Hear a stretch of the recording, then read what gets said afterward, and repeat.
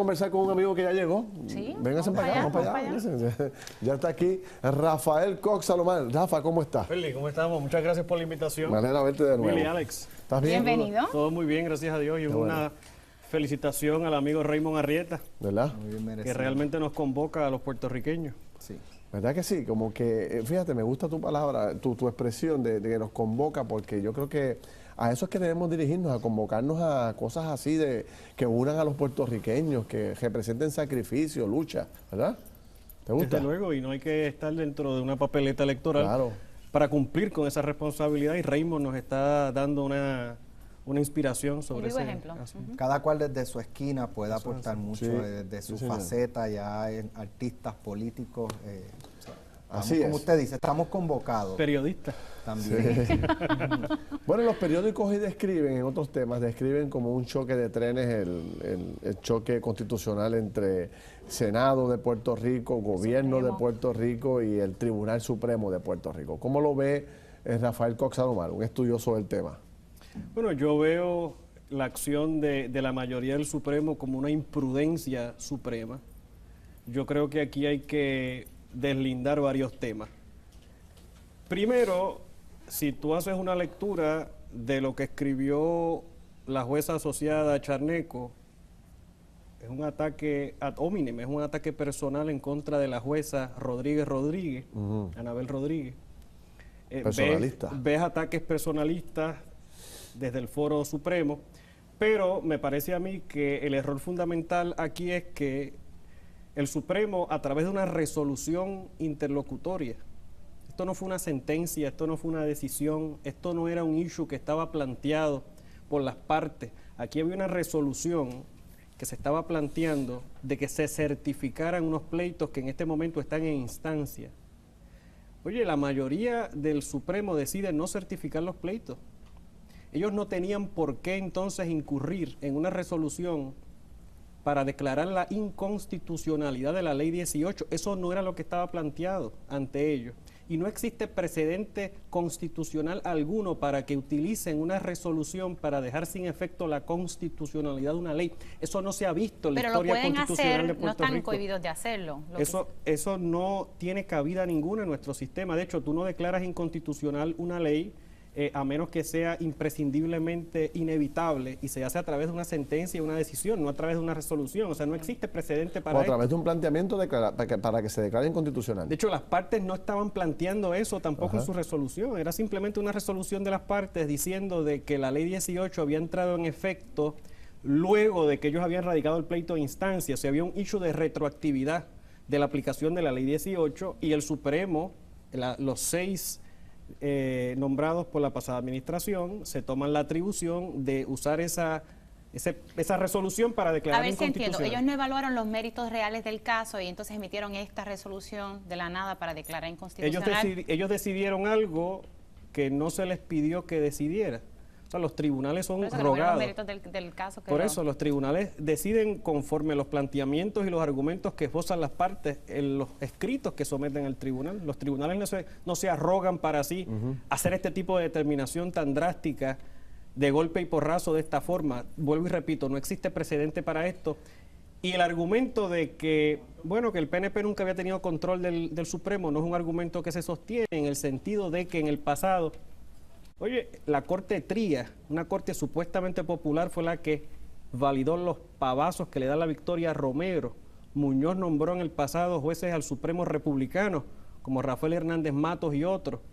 Ha habido en Puerto Rico una convivencia a veces difícil, pero muy prudente en el foro máximo. Esta es la situación más delicada que tú has visto dentro del Tribunal Supremo. Desde luego. O sea, desde que se establece el artículo 5 de la Constitución, que crea el Tribunal Supremo que tenemos ahora, con la jurisdicción y las competencias que tiene ese Supremo en este momento, me parece a mí que estamos ante la crisis constitucional más grave que el país ha visto de los últimos 60 años. Alex. El tribunal es el poder decisional. Es el que decide quién tiene la razón cuando dos partes tienen un pleito. Y ese poder decisional está envuelto en una controversia. ¿Quién va a decidir entonces ahora Buen quién punto. tiene la razón? Yo creo Alex trae a discusión lo que es jurisdicción, que es lo que él plantea, y lo que es competencia. No hay duda de que el Tribunal Supremo, como sugiere Alex, es el poder decisional. Es el tribunal de más alta jerarquía en Puerto Rico. Esa es la jurisdicción. Pero existe otra cosa que es la competencia, que es que cuando entra en acción el Tribunal Supremo, esa determinación de cuándo entra en acción el Tribunal Supremo, los padres de la Constitución la depositaron en la legislatura. Fíjate que el artículo 5º dice que el Supremo tiene jurisdicción original en casos de habeas corpus y en todo otro caso que se decida por ley. O sea que la legislatura tiene un poder constitucional para delimitar la competencia del Tribunal Supremo. Esta mañana escuchaba con Ferdinand, al licenciado Ferdinand Mercado y al licenciado José Enrique Quiquito Meléndez, y hablaban de que esto pudiese llegar, aunque no lo vislumbra en este momento, hasta el Tribunal Supremo de los Estados Unidos. Esa posibilidad ante un tranque, como parece ser que es lo que hay, ¿quién decide? Como dice Alex, ¿quién va a decidir este asunto? Una de las alternativas podría ser llegar al Tribunal Supremo de Estados Unidos. Eso está difícil porque el Supremo Federal no va a intervenir en la estructuración interna del gobierno constitucional de Puerto Rico, a menos que haya de alguna forma una frustración de la justicia, que haya derechos fundamentales que no sean resarcidos porque hay una crisis constitucional en Puerto Rico. Entonces, ¿cómo se resuelve? ¿Cómo se resuelve? ¿O nos quedamos con ese choque? Bueno, aquí hay otras avenidas, hay dos avenidas. Está la el Senado avenida, va a volver a actuar, está no la avenida legislativa, claro, pero está la avenida de la enmienda constitucional.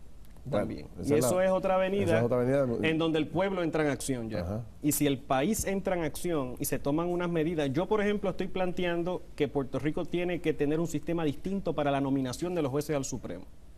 Tenemos que sacar la política de esto, lo más que podamos. Pero ¿por qué oponerse a que el Tribunal Supremo pueda ser selectivo en el caso y secuestrar el que guste? Porque queremos que desfile prueba en los tribunales inferiores, porque el Tribunal Supremo no está hecho para la evaluación de prueba, de ver testigos, de ver evidencia. Eso lo hacen los tribunales inferiores que van creando un récord del caso. Y el Supremo entonces entra como tribunal de más alta jerarquía al final, a dilucidar al final los asuntos bien complejos de derecho. Porque para eso es que están los tribunales de instancia. ¿Para qué entonces están los tribunales de instancia si vamos a secuestrar los casos y llevarlos al Supremo? Directamente al Supremo. ¿Cómo diferenciamos este caso de lo que plantea el PNP, que fue lo mismo que hizo el Tribunal Supremo con el caso Aníbal Acevedo Vilá, que secuestró el caso de Aníbal, lo llevó y adjudicó los pavazos y lo convirtió en gobernador? ¿No es lo mismo o es lo mismo?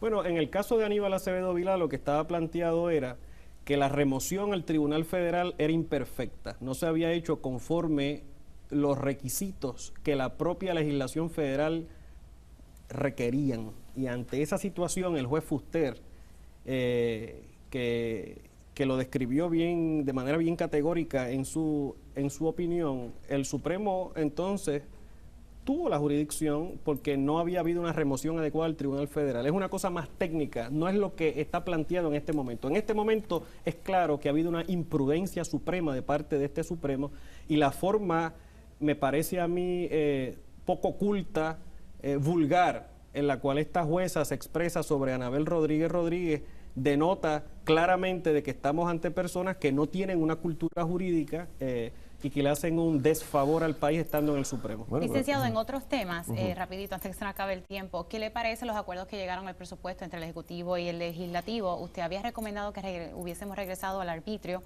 y que elimináramos, ¿verdad?, el IBU para entonces tratar de resolver esta situación. Quisiera su opinión al respecto. Bueno, vamos a ver las proyecciones. Lo que ha pasado es que se elimina el 73% del business to business, se crea esta patente estatal, se hacen unas proyecciones de que esa patente estatal junto con la derogación de la reforma contributiva de 2011 para las corporaciones, eso de alguna manera da los suficientes recaudos como para que el gobierno funcione. Esta tarde escuché a un senador hablando de que quizás había que tomar un préstamo para poder financiar un déficit que quedaría de unos tantos cientos de millones de dólares. Todavía queda saber qué es lo que vamos a hacer para que Carreteras le pague al Banco de Fomento y el banco no se vaya a quiebra, ¿no? O sea que se está caminando en un camino a mediano plazo para resolver las cosas de cara al año fiscal que viene, pero todavía quedan muchas interrogantes para que el país realmente pueda enderezar el rumbo fiscal, sin entrar a hablar del tema de desarrollo económico. La única forma de que Puerto Rico realmente pueda librarse de todos estos impuestos es haciendo crecer la economía, ¿eh? Así que hay que ver cómo va la creación de los 50.000 empleos y demás. Bueno, Rafa, tenemos que seguir hablando de esto, pero a mí lo que realmente me preocupa como puertorriqueño es ver que en el Tribunal Supremo de Puerto Rico sus integrantes no pueden ni siquiera conversar y hablarse. Dialogar. O sea, hay una guerra. Tú sabes, radical, tiroteo los lo que hay ataques que allá se adentro. plantean entre un juez y el otro. Bueno, ni en la legislatura. bueno. O sea, en este momento Ah, ni bueno, pero siquiera eso ha sido allí, eso está es más nuevo. candente Parece que es la una legislatura. conducta repetida en las Parecía ramas ser que en el del Supremo era gobierno. donde había esta paz, esta tranquilidad. El templo de la- el templo de conversación. Por ser el máximo Ya foro De la judicial. meditación. Ya no me queda ni el Les hace nombre. falta la salita de meditación de Pito Torres. Exacto. Bueno, señores, cuando regresemos vamos a hablar de la televisión puertorriqueña y vengo con unos invitados de primer orden para hablar y promover esta legislación que creo que va a inyectarle nueva programación local a la televisión. Venimos rápido. Gracias por...